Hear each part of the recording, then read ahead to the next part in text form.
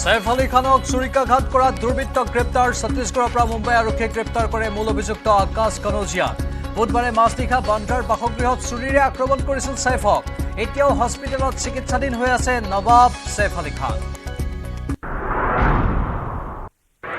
আৰজিকৰ hospital কাণ্ডক ঠিকাভিত্তিক সাফাই কৰ্মচাৰী সঞ্জয় ৰায়ক দোষী সাব্যস্ত চিকিৎসক ধৰ্ষণ হত্যাকাণ্ডত শিয়ালদহ আদালতৰ ঐতিহাসিক ৰায়দান সোমবাৰে দুপৰীয়া 12:30 আদালতে ঘোষণা কৰিব শাস্তি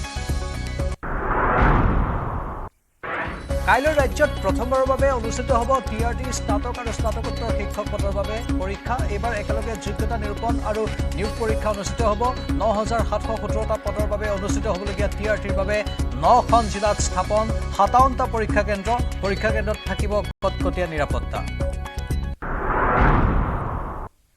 ঢাকাত চিকিৎসাধীন ভাৰতৰ মোষ্ট ৱান্টেড সন্ত্ৰাসবাদী তথা এবিটি চিফ জছিমুদ্দিন ৰেহমানীৰ ব্লুপ্ৰিণ্টতে অসম বংগসহ দেশৰ কেইবাখনো ৰাজ্যত সক্ৰিয় হৈ উঠিছিল এবিটিৰ স্লিপাৰ সেল সন্ত্ৰাসবাদী গোট আনসাৰুল বাংলা টিমৰ মুৰব্বী ৰেহমানীক পেৰোলত মুক্তি দিছিল শান্তিৰ নোবেল প্ৰাপক ডক্টৰ ইউনুছ নেতৃত্বাধীন অন্তৰ্বৰ্তীকালীন চৰকাৰে আইসিসি চেম্পিয়ন্স ট্ৰফিৰ ভাৰতীয় দল ঘোষণা ৰোহিত শৰ্মাই নেতৃত্ব দিব men in blue Shubman Gill সহ অধিনায়ক 19 ফেব্ৰুৱাৰীৰ পৰা অনুষ্ঠিত হ'ব আইসিসিৰ চেম্পিয়ন্স ট্ৰফি